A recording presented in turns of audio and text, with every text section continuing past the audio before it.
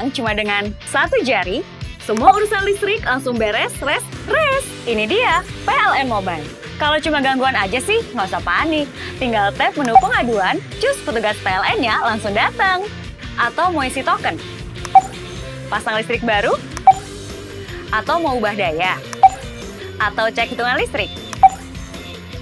Urusan listrik serahin aja ke PLN Mobile. Hidup ini berawal dari sebuah mimpi, membawa keyakinan untuk meraih sebuah tujuan. Dimulai dari langkah kecil, kita nyalakan perubahan dengan energi baru. Saatnya kita bersiap untuk menyongsong masa depan dengan semangat keberlanjutan.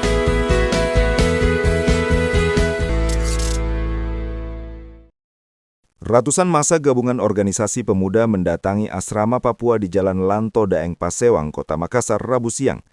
Mereka berunjuk rasa di depan asrama mahasiswa Papua, buntut dari viralnya pengibaran bendera bintang kejora di Kabupaten Goa, Sulawesi Selatan.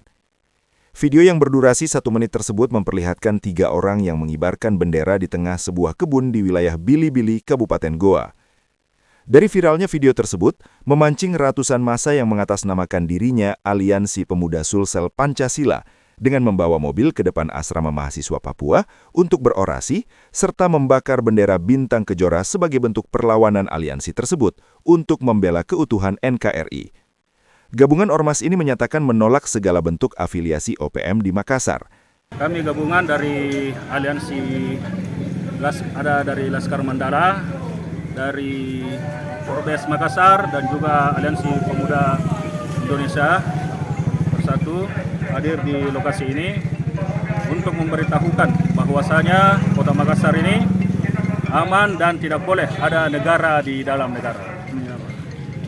Orang asli Papua datang ke Kota Makassar, dia berkuliah sebagai tamu, kami hargai.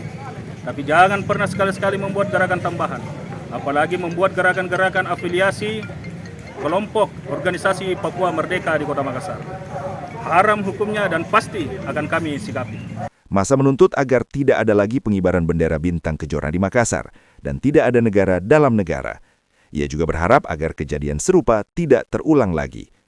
Aparat kepolisian melakukan penjagaan ketat sepanjang jalannya demonstrasi.